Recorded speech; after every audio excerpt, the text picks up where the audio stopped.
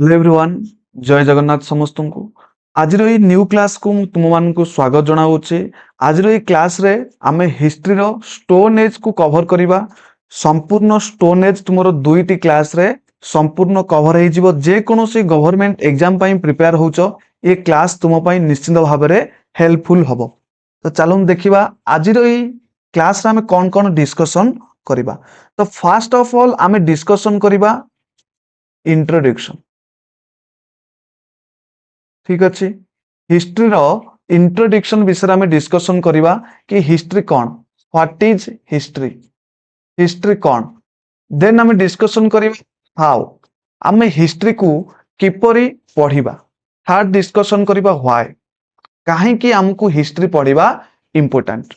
Second रे आम discussion करिबा हिस्ट्री रो टाइमलाइन विषय टाइमलाइन ऑफ हिस्ट्री हिस्ट्री रो टाइमलाइन विषय में डिस्कशन करिबा।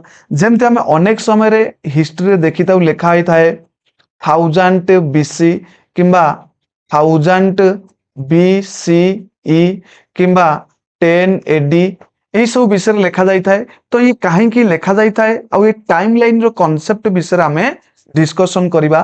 देन हमें डिस्कशन करिबा हिस्ट्री विषय रे हिस्ट्री जहाँ को आम जेनेराली तीन भाग में कैटेगरी करिचे तीनटा कैटेगरी करिचे गोटे हूँ तुम प्री हिस्ट्री टाइम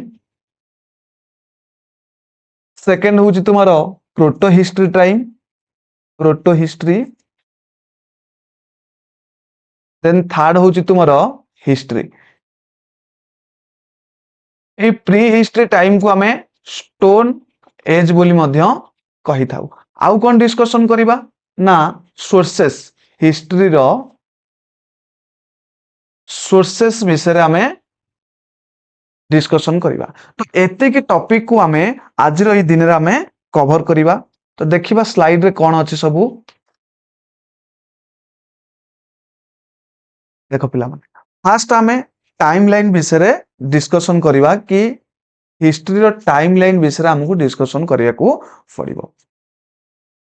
अनेक समय देखो इटे पिला माने लिखा है जो 300 बीसी 1000 बीसी 776 बीसी एपटे लिखा जाइए देखो 100 एडी 1600 एडी पछरे कौन कॉन्सेप्ट रही जेते बळे इंग्रेज माने आमर जदि आमे पूर्व को जिबा सर्वप्रथम आमे देखिया प्राय आमर 4टी कैलेंडर रही एवं कैलेंडर रो जदि हिस्ट्री विषय जानिया पई चाहूचो किपरि कैलेंडर हैला कौन कौन सब कैलेंडर रही ताले निश्चित भाव कमेंट करिवो आमे ताकू भी मध्य डिस्कशन करिनबा।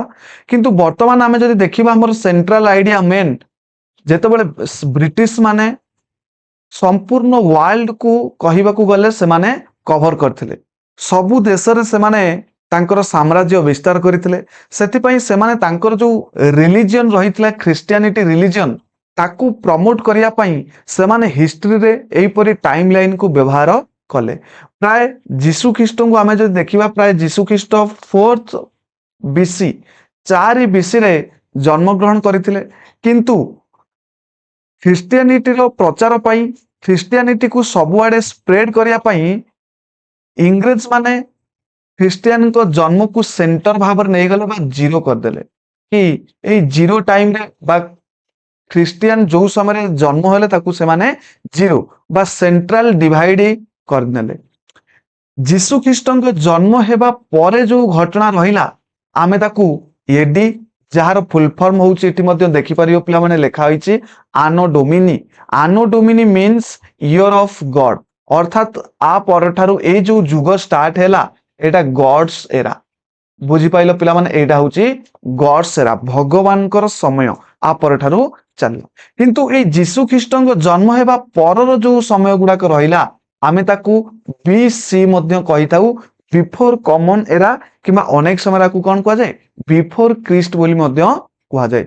अनेक समय बीसी को बीसीई भी मध्ये लिखा जाय था जहार अर्थ होउची बिफोर कॉमन एरा जहा को आमे बिफोर क्रिस्ट बोली कहि थाउ आ एडी मीन्स आनो डोमिन 1 बीसी कहले कोन पिला माने देखिबो आमे जदी एठी लिखुचे 1 बीसी आर अर्थ होउची जीसु ख्रीष्ट को जन्म हेबार 1 वर्ष पूर्वरु सेमते एठी लिखा है 4000 बीसी एटी जदि आमे देखिबा एटी लिखा आइछि 4000 बीसी आ माने होउछि जीसु ख्रीष्टଙ୍କ जन्म हेबार 4000 वर्ष पूर्व। ठीक सेमि एटी लिखा आइछि एडी 500 यार अर्थ हेउछि जीसु ख्रीष्टଙ୍କ जन्म हेबार 500 वर्ष परे। आमे वर्तमान हिस्ट्री को केमिति कवर करिबा ना आमे बीसी रु धीरे धीरे एडी आडू को आसुचे। आमे पिला माने जदि देखिबा एटी देखो 4000 बीसी ताठारु आमे आगु गले हमकु देखिबा को मिलिबो 300 बा 3000 बीसी। धीरे धीरे एमति आगु को आसी आमे आसी पहुंचीबा 100 बीसी। अर्थात बड़ संख्या रु धीरे धीरे आमे बीसी रे सानो आडू को जाउचे। किंतु एडी रे तार विपरीत। एडी रे जदि आमे देखिबा एडी 1 रु आमे जाउचे एडी 2 को, एडी 800 रु एडी 1200 को आमे जाउचे। अर्थात सानो रु आमे कुआडू को जाउचे, सानो रु बड़ आडू को धीरे धीरे जाउचे। कोथरे ना एडी रे। किंतु बीसी रे आमे बड़ रु सानो आडू को आसुचे। आशा करूचे ए टाइमलाइन को संपूर्ण भाबे बुझी पारिथिबो। नेक्स्ट डिस्कशन करिबा देखो इंट्रोडक्शन टू हिस्ट्री। आमे हिस्ट्री रो इंट्रोडक्शन विषय आमे प्रथमे जानिबा। What is history? History cone?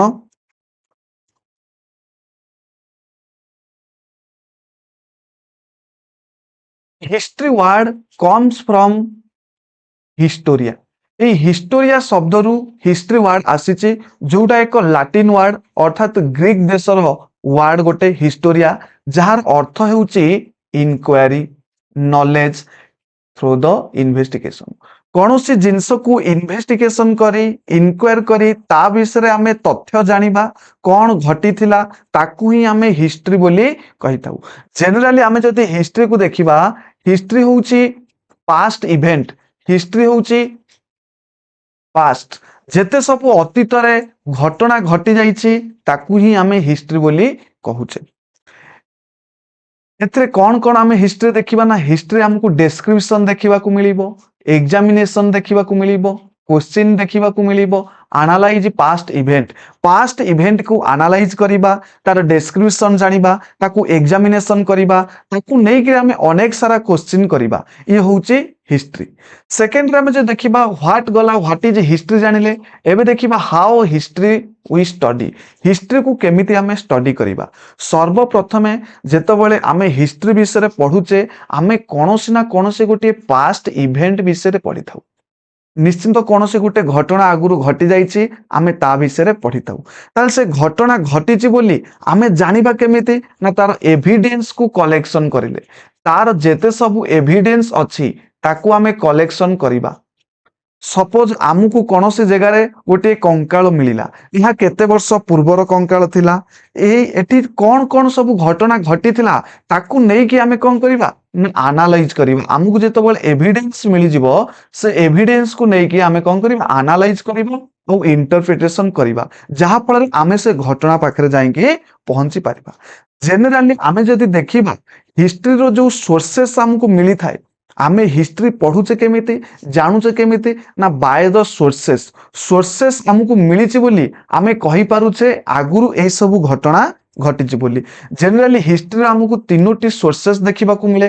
First होउछि आर्कोलॉजिकल सोर्सेस। आर्कोलॉजिकल सोर्सेस कोन ना, जो गुडा को माटी खोलिबा द्वारा हमकु मिलिछि, जेमति फॉसिल्स मिलिछि अर्थात जीव मानकर हाड़, जीव मानकर बोन्स सब मिलिछि, विभिन्न प्रकार फॉसिल फ्यूल्स मध्ये हमकु मिलुछि। आउ कोन ना स्ट्रक्चर विभिन्न प्रकार, जेमति आमे देखिया पत्थरर स्ट्रक्चर हमकु सब मिलिछि, आर्टिक्राफ्ट्स मिलिछि। ए सब होउछि आर्कोलॉजिकल सोर्सेस। जेतबेले आमे आकु कोन ना सॉइल को खोलिबा, माटी को खोलिबा हमकु सब देखिबा को मिलिबो।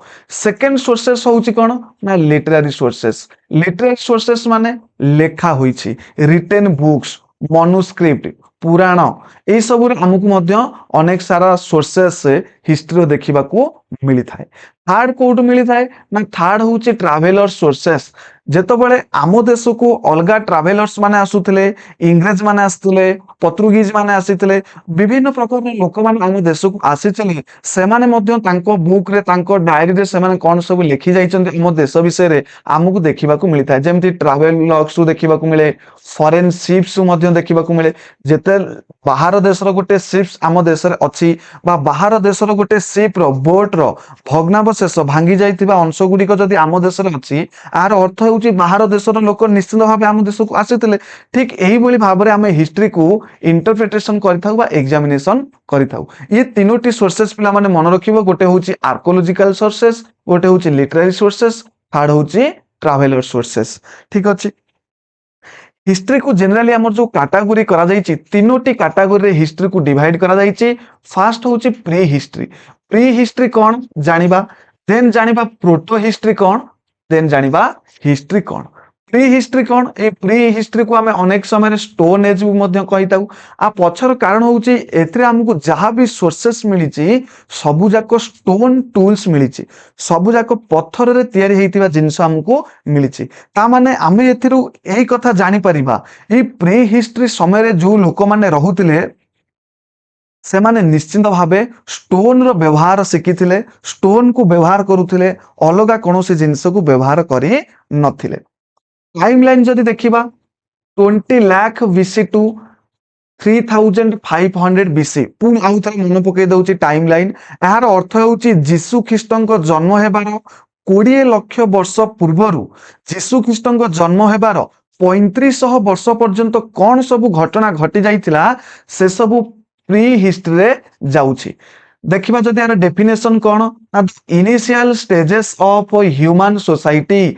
ये ह्यूमन सोसाइटी रो प्रथम स्टेज, यही समय प्रथमे ह्यूमन तांकर जीवन जापन आरंभ करथिले बिफोर एनी राइटिंग सिस्टम। ता माने प्री हिस्ट्री जो सोर्सेस मिली थाए आमे एथु आर्कोलॉजिकल सोर्सेस रो सब प्रकार जिंस आमे पाई थाउ। अर्थात से समर लोक माने लेखा जानि नथिले, नो लिटरेरी सोर्सेस, जेहेतु से माने लेखा जानि नथिले सेति पय हमकु कोनोसी लिटरेरी सोर्सेस देखिया पय मिलिला नाही, ओनली आर्कोलॉजिकल स्ट्रक्चर रो देखिबा को मिलिला।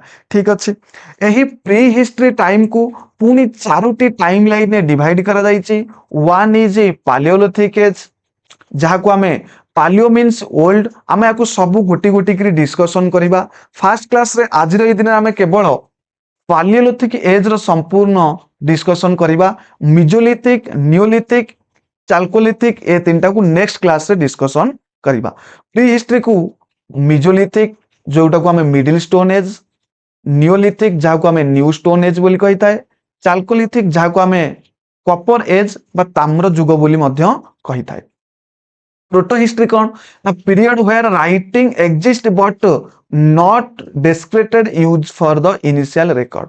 अर्थात कौन ना प्रोटो हिस्ट्री आमे जदि प्री हिस्ट्री को देखिबा, एथिरे जो ह्यूमन माने थिले, जो मनुष्य माने थिले से माने कोनोसी लेखा जानि नथिले।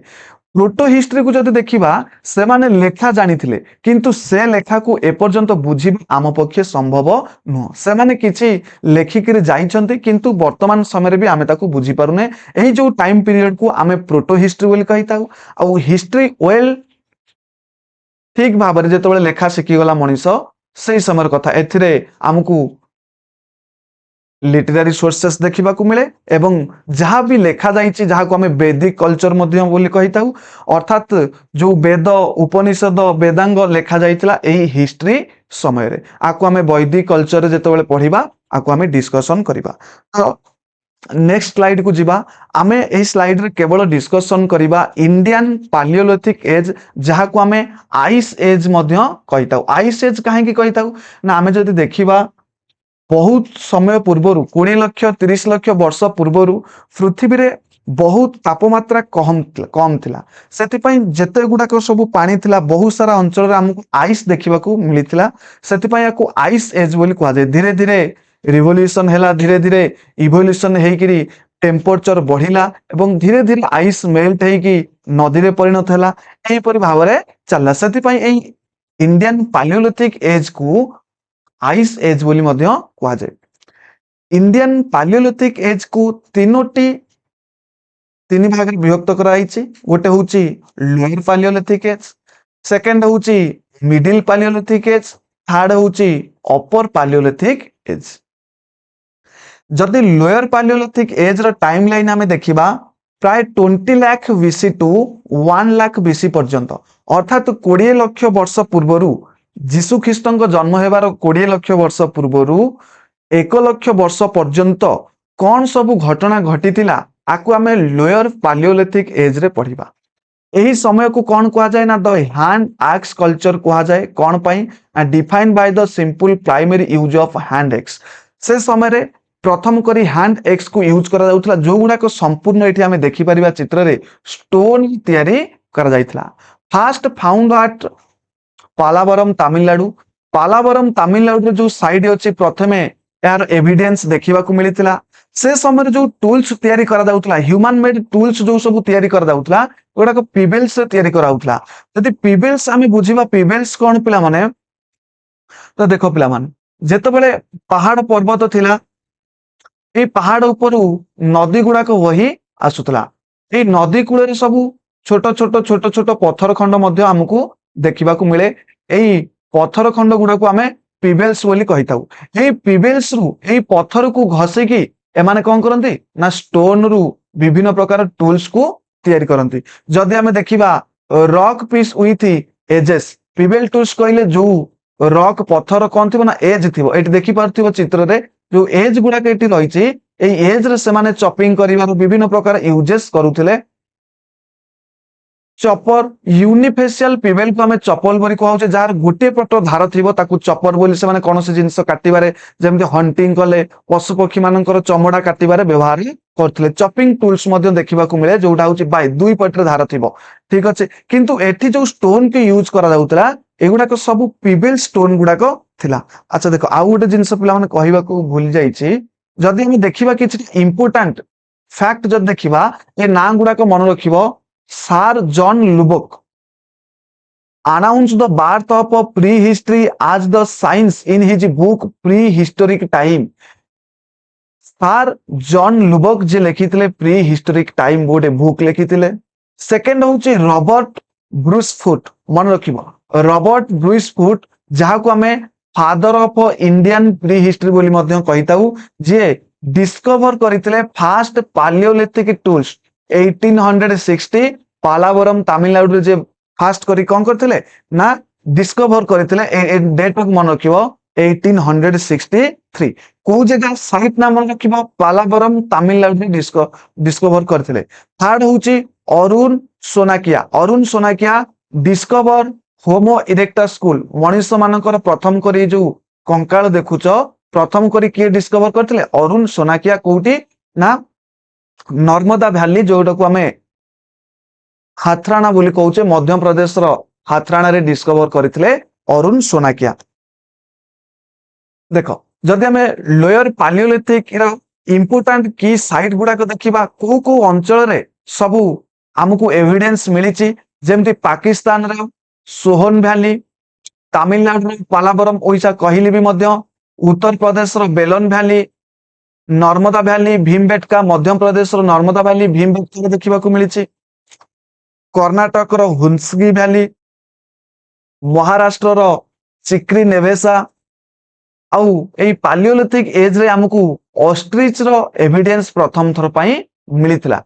ऑस्ट्रिच रो एविडेंस प्रथम थर पई क्वेश्चन आसी पारे, को समय रे पालियोलिथिक एज कि मिडिल पालियोलिथिक कि अपर पालियोलिथिक, को समय रे हमकु ऑस्ट्रिच रो एविडेंस मिलिथिला। मन रखियो पिला माने लोअर पालियोलिथिक रे हमकु ऑस्ट्रिच रो एविडेंस मिलिथिला। सेकंड होची मिडिल पालियोलिथिक एज, आर टाइमलाइन होची 1 lakh BC to 40,000 BC.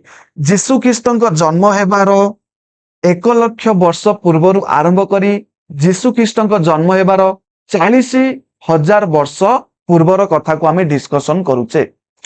Extensive study bye ए विषय रे स्टडी किए करथिले ना एच.डी. संकालिया 1956 रे।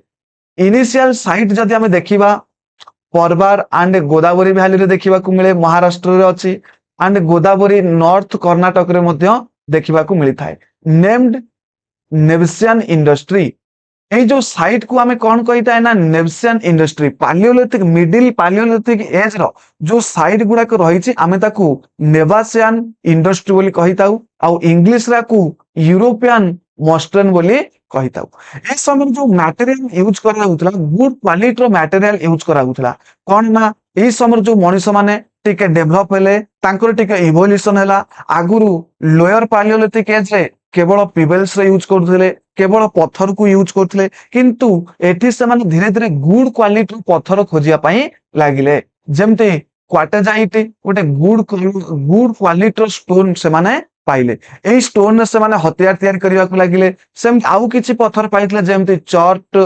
जास्पर फ्लिंट एटा चिक चिक करे फ्लिंट पत्थरटा चिक चिक करे मिडिल पालियोलिथिक एज को आसला बेले मनीष धीरे धीरे टिके चालाक हैला आ गुड क्वालिटी रो स्टोन को खोजिया को मिलिला किंतु ए पर्यंत भी एमाने केवल स्टोन जो ही व्यवहार करचंदी पालियोलिथिक एज रे बा लोअर पालियोलिथिक एज रे केवल पिबल्स रे यूज करथले किंतु मिडिल पालियोलिथिक एज रे एमाने कोन ना गुड क्वालिटी रो स्टोन को यूज करले कोन कोन सब टूल्स यूज करथले स्क्रैपर्स यूज करथले बोरेन्स यूज करथले बोर्स यूज करथले आ जदी की साइट में देखिबा राजस्थान रो डिडवाना गुजरात रो हिमरन वैली उत्तर प्रदेश रो कल्पी ए सब इंपोर्टेंट साइट रही मिडिल पालियोलिथिक एज रो एपर देखिबा अपर पालियोलिथिक एज रे कोन कोन रही देखो पिला माने आर जदी टाइमलाइन देखिबा 40,000 बीसी रु 10,000 BC final period of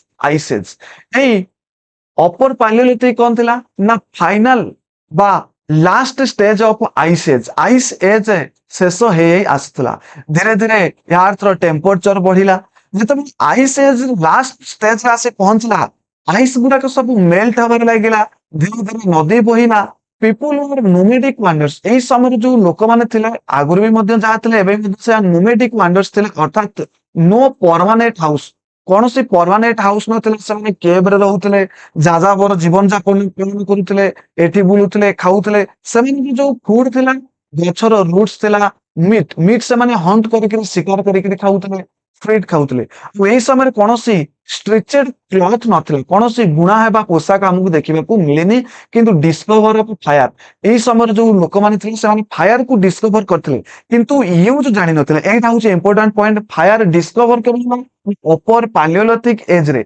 upper palaeolithic time रे फायर को बा निया को डिस्कवर करने कारण जो पत्थर को घसिक से छोट छोट टूल्स तैयारी करुले से समय निश्चित भाव निया लगी जंगल को जंगल घसी जो काटरे काट घसी जंगल निया लगी से फायर को देखी फायर को डिस्कवर करते किंतु फायर रो यूज कौन जानी नथिले जदि ए समय कल्चर को हमें देखिबा कि अपर पालियोलिथिक एज मनुष्य आउ टिके स्मार्ट हैला मनुष्य आउ टिके इवोल्यूशन कला एही समय धीरे धीरे कल्चर पळे आसला the birth of art culture एही समय आर्ट कल्चर अर्थात जो मनुष्य माने थिले से माने चित्र शिखिथिले आ आर जो सोर्सेस हमकु देखिबा को मिले Bhimbetka painting using red and white colour white और रेड कलर को यूज करिकरी एही समय पिक्चर करा जायतिला पेंटिंग करिथिले अपर पालियोलिथिक एज रे जो लोक माने रहउतिला से माने पेंटिंग शिखिथिले जदि इंपोर्टेंट साइट आमे देखिबा ताले रोहरी हिल्स माइलस्टोन पाकिस्तान रे वर्तमान अछि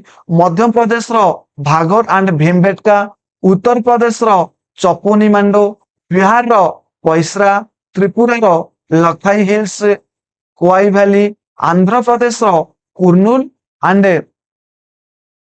मुचातला ए सब इंपोर्टेंट साइट रही अपर पालियोलिथिक एज रो प्रथमे माने स्टोन टूल को यूज करुथिले ए जदी हमें देखिबा कारण सेति पई आ ना ही रहिछि स्टोन एज आशा करूछि संपूर्ण भाबे लोअर पालियोलिथिक मिडिल पालियोलिथिक अपर पालियोलिथिक एज को बुझी पारिथिबो।